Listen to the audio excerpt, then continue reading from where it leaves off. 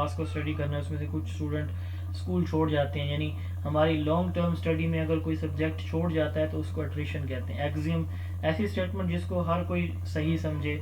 बाइस ऐसी चीज़ जो ऐसी कोई आपकी जानिबदारी जो हमारे रिजल्ट को रिसर्च को डिस्टर्ब करे।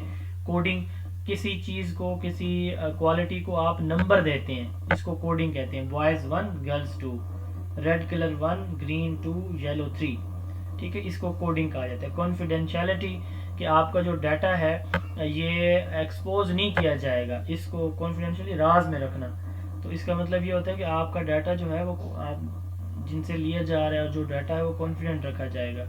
कंस्ट्रक्ट कंस्ट्रक्ट कहते हैं थ्योरेटिकल अप्रोच को, एक थ्योरी को जो आप किसी रिसर्च के अंदर अप्लाई करते हैं। Concept are theoretical creation which can not be directly observe. साथ साथ थ्योरी आपका जो थिंकिंग है वो आप उसको ऑब्जर्व नहीं कर सकते, तो कंस्ट्रक्ट ऑब्जर्व नहीं होता। कर्विलीनियर ऐसा रिलेशनशिप दो वेरिएबल्स के दरमियान जो सीधा ना हो, लीनियर ना हो। डबल बैरल क्वेश्चन ऐसे दो क्वेश्चन जो गलती से एक दूसरे के साथ इकट्ठे शामिल करके पूछे जाएं, उसको डबल बैरल क्वेश्चन कहते हैं। ये एंडोजेनिटी एक्सोजेनिटी आगे आएगा, वहां पढ़ते हैं। एक्सप्लेनेटरी एनालिसिस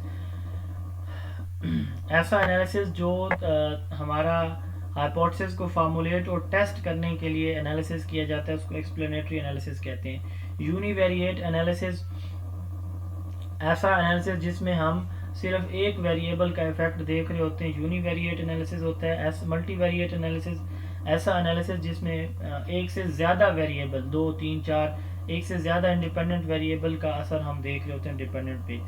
मेटा एनालिसिस ऐसा एनालिसिस जो एक से ज़्यादा जगहों पे आप यूज़ करते हैं अक्रॉस द स्टडीज़, एक स्टडी में किया दूसरी में भी कर सकते हैं, तीसरे में भी कर सकते हैं। उसके बाद सीलिंग एंड फ्लोर, आपने कोई ऑब्जर्वेशन की और आपके पास जो हाईएस्ट लिमिट हाईएस्ट परफॉर्मेंस आती है वो सीलिंग कहलाती है, और फ्लोर जो है आपकी लोएस्ट लिमिट या लोएस्ट जो आपका इंस्ट्रूमेंट लोएस्ट मेजरमेंट जो कर सकता है, मिनिमम वैल्यू जो मेजर कर सकता है। थर्मोमीटर है, मैक्सिमम टेम्परेचर कितना कर सकता है उसकी सीलिंग है, और मिनिमम टेम्परेचर कितना कर सकता है ये उसका फ्लोर है। फोकस ग्रुप छोटा सा ग्रुप होता है, ये पहले भी हम पढ़ चुके हैं, तो जिसमें जो है स्मॉल ग्रुप उन्हीं से जो है वो उन्हीं को स्टडी किया जाता है लॉन्ग टर्म, इसको फोकस ग्रुप कहते हैं। जनरलाइजेबिलिटी एक जगह से आपके जो रिसर्च रिजल्ट हैं वो लार्जर लेवल पे आप उनको अप्लाई करते हैं, तो जनरलाइजेबिलिटी है। होमोजेनिटी जब आपके जो सैंपल हैं वो एक जैसे हों तो होमोजेनस सैंपल होता है। हेट्रोजेनिटी जब आपके सैंपल डिसिमिलर हो, सिमिलर ना हो,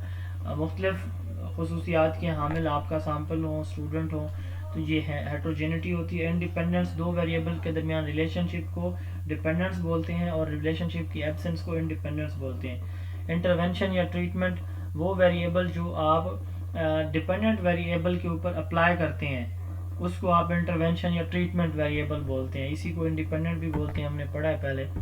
उसके बाद है मैक्सिमा। मैक्सिमा आप कहते हैं कि आपने एक ऑब्जर्वेशन की तो उसमें एक जगह पे आपकी वैल्यू सब ज़्यादा आ रही है, रिपीटेडली आ रही है। मिसाल के तौर पर आपने कोई टेस्ट लिया तो 40 से 50 के दरमियान बहुत ज़्यादा स्टूडेंट के मार्क्स आए हैं, तो ये मैक्सिमा होगा। मिनिमा आपके स्टूडेंट के 2-3 स्टूडेंट ऐसे थे आखिर वाले जिनके 20 से 30 के दरमियान मार्क्स आए, तो ये मिनिमा, यानी ये वो वैल्यूज़ होंगी जो कम कम होंगी। मिसिंग डाटा, किसी आपने कोई डाटा ऑब्जर्व किया और कोई वैल्यू लिखना भूल गए, वो आपका मिसिंग डाटा होगा। मिस स्पेसिफिकेशन से मुराद ये है कि इंडिपेंडेंट वेरिएबल किसी भी स्टैटिस्टिकल मॉडल के अंदर जो आप इनकरेक्टली जो है वो क्या करते हैं, यूज़ करते हैं। उसके बाद पायलट स्टडी हम पहले पढ़ चुके हैं, प्री टेस्ट पोस्ट टेस्ट ये भी पढ़ चुके हैं। रिस्पॉन्स रेट ये है कि आपने कितने लोगों से इंटरव्यू लेना चाहा या कोई भी डाटा लेना चाहा और उन्होंने आपको डाटा प्रोवाइड किया, ये रिस्पॉन्स रेट है। रिफ्यूजल रेट है कि आपने कितने लोगों से डाटा कलेक्शन करना चाहिए और उनमें से कितने लोगों ने आपको डाटा प्रोवाइड नहीं किया। उसके बाद रेस्पोंडेंट, वो जो जवाब देने वाला होता है हमारा सब्जेक्ट, उसको रेस्पोंडेंट कहते हैं, ठीक है।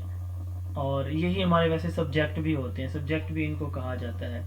उसके बाद है जी डिग्री ऑफ फ्रीडम।